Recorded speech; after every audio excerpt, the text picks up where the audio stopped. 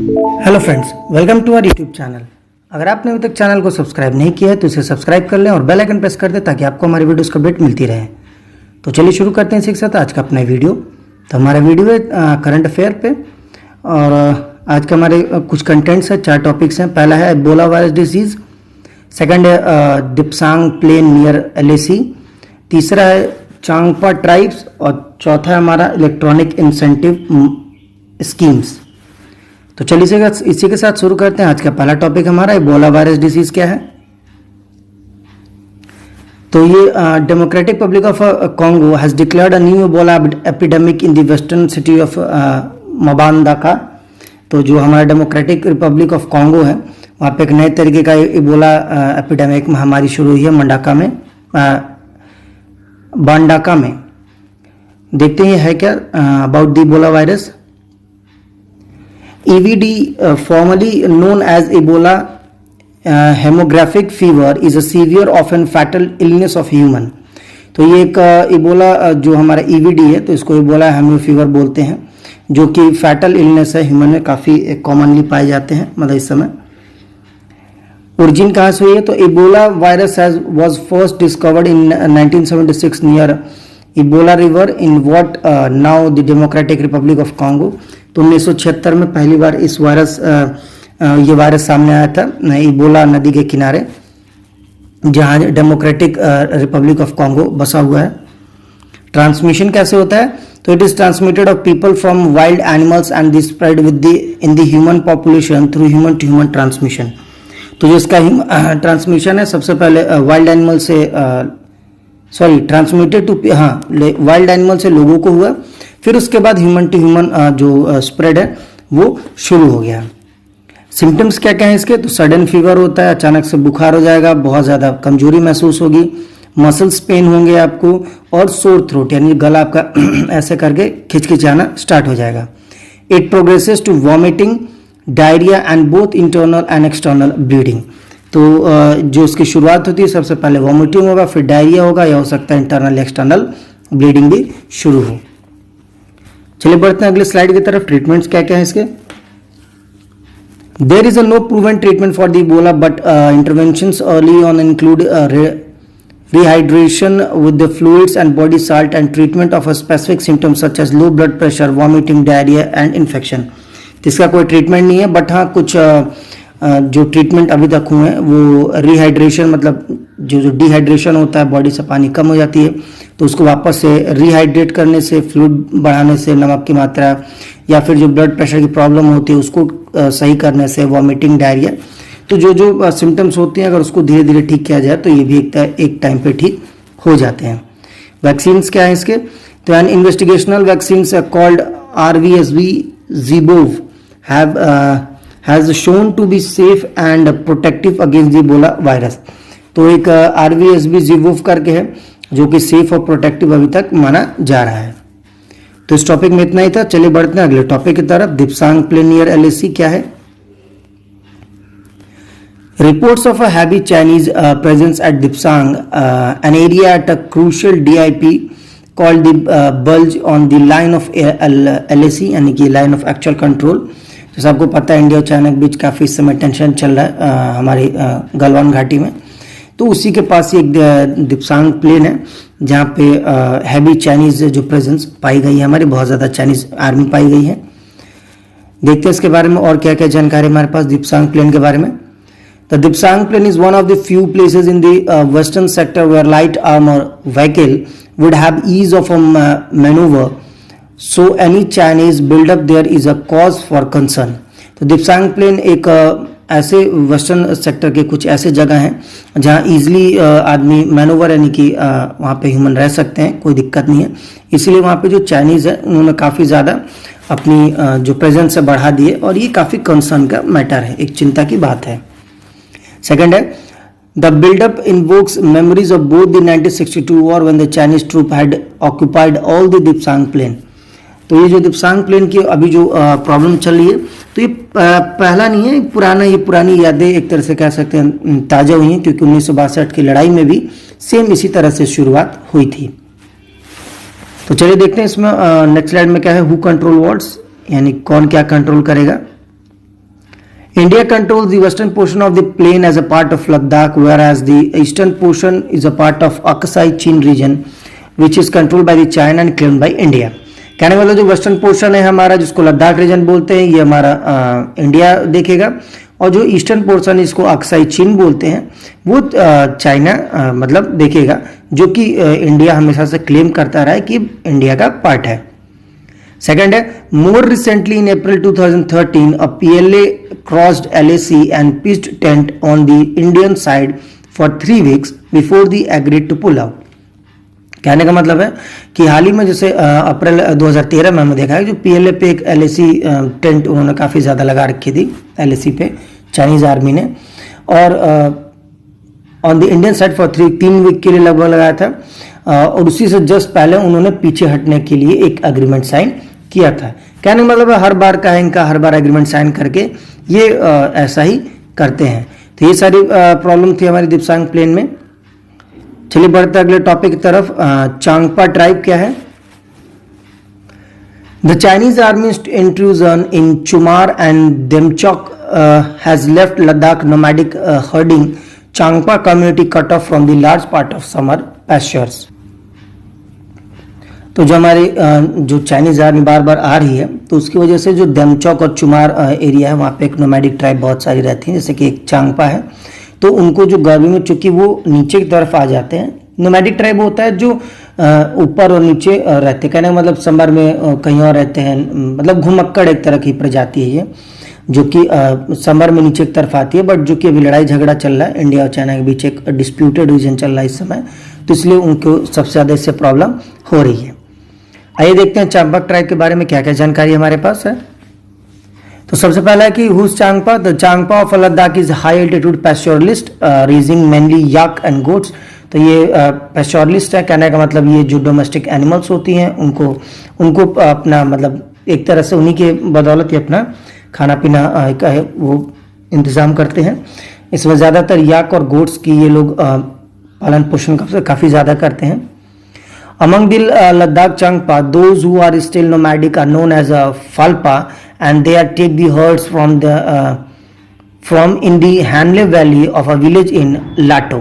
कहने का मतलब है चांगपा में भी जो एकदम नोमैडिक है, हाईली नोमैडिक है, उनको फाल्पा बोला जाता है, और वो जो अपना मतलब जो भी चीज़ें हैं, मतलब जो भी अपने याक है उसको जो घास वास खिलाने ले जाते हैं, तो वो हेलन वैली में ले जाते हैं, जो कि लाटो में है। इनके हैबिटेट्स क्या क्या है? तो Hanle is a home to a 6 isolated settlement with a sedentary Changpa the Phangpa resides.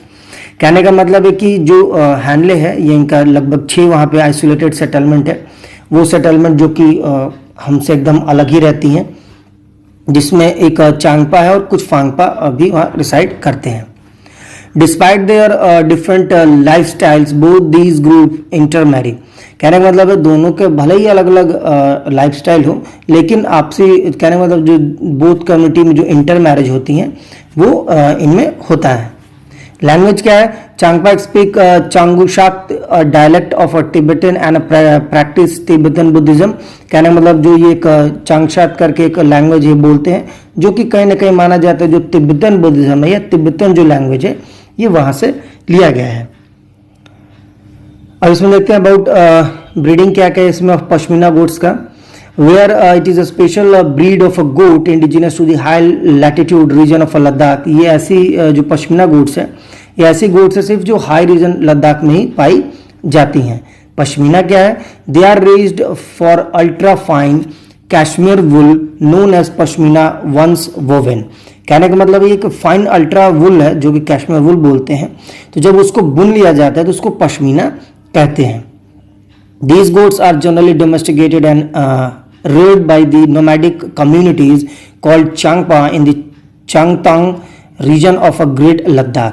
कहने का मतलब जो ये गोट्स है, जो बकरियां हैं, ये जनरली वहाँ डोमेस्टिकेटेड हैं, और जो भी नोमैडिक कम्युनिटीज है वह इनको घास वास खिलाने ले जाती है, जिनको चांगपा बोलते हैं। तो चांगपा बेसिकली इन सब का देखरेख करती हैं। एंड द चांगतांग रीजन में इनको जो ग्रेटर लद्दाख रीजन है वहाँ ये लोग ऐसा मतलब रहते हैं और करते हैं। लास्ट है इसमें सिग्निफिकेंस क्या है हमारा? The Changthangi goat have revitalize the economy of Changthang Leh and Ladakh reason.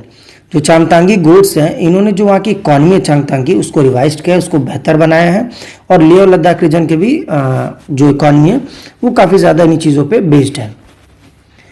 तो इसी के साथ इस टॉपिक में बस इतना ही था। चलिए बढ़ते हैं अपना अगले टॉपिक की तरफ। इलेक्ट्रॉनिक्स इंसेंटिव स्कीम्स क्या है? The government has launched three incentive schemes with a total outlay of about 48,000 crore to boost a large-scale manufacturing of electronic in the country. कहने का मतलब है जिस तरह अभी इंडिया में काफ़ी चाइनीज प्रोडक्ट का एक जो बैन लग रहा है लोगों द्वारा, तो उन प्रोडक्ट्स पे चूंकि बहुत ज़्यादा इलेक्ट्रॉनिक है, तो गवर्नमेंट क्या करिए अलग अलग इंसेंटिव स्कीम ला रही है ताकि जो मैन्युफैक्चरिंग यूनिट है इलेक्ट्रॉनिक सेक्टर की वो बूस्ट कर सके। और इसके लिए भारत सरकार ने लगभग 48,000 करोड़ रुपए का एक योगदान दिया है। स्कीम है क्या? प्रोडक्शन लिंक्ड इंसेंटिव है, इसमें जितना ज़्यादा प्रोडक्शन होगा उतना ज़्यादा इंटेंसिव होगा। बी है scheme for promotion of manufacturing of electronic component and semiconductors. तो जो स्कीम है ये इलेक्ट्रॉनिक कंपोनेंट या सेमीकंडक्टर्स जो छोटी छोटी होती हैं उनको बनाने का काम करती हैं। सी मॉडिफाइड इलेक्ट्रॉनिक्स मैन्युफैक्चरिंग क्लस्टर, इसमें जो मॉडिफाइड इलेक्ट्रॉनिक क्लस्टर्स हैं वो भी इस स्कीम के तहत आते हैं। तो बहुत ध्यान से पढ़ लीजिएगा, काफ़ी इंपॉर्टेंट है ये टॉपिक। चलिए देखते हैं इसमें नेक्स्ट स्लाइड में क्या है हमारा। प्रोडक्शन लिंक्ड इंसेंटिव क्या होता है?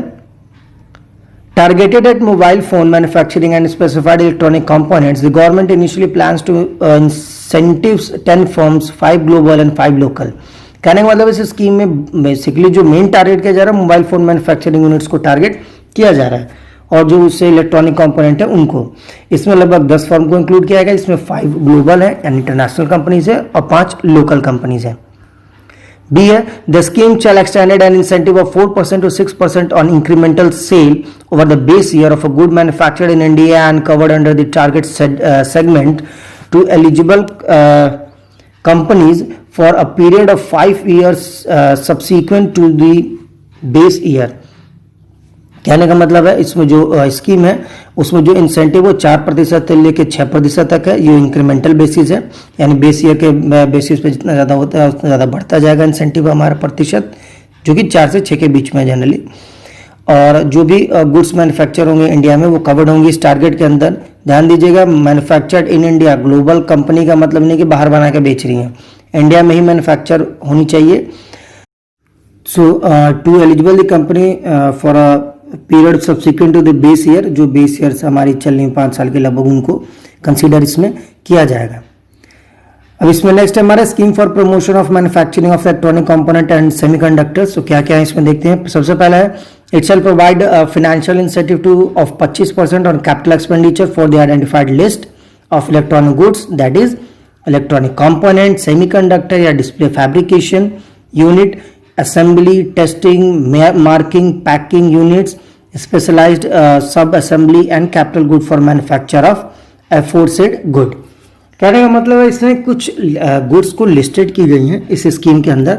अगर उन का प्रोडक्ट्स का मैन्युफैक्चरिंग हो रही है तो लगभग आपको 25% का आपको इंसेंटिव कैपिटल एक्सपेंडिचर पे दिया जाएगा। ध्यान दीजिएगा, ये कैपिटल एक्सपेंडिचर पे ही आपको 25% मिलेगा, कैपिटल रेवेन्यू नहीं है, दोनों अलग अलग होती है, इस चीज़ को ध्यान रखिएगा।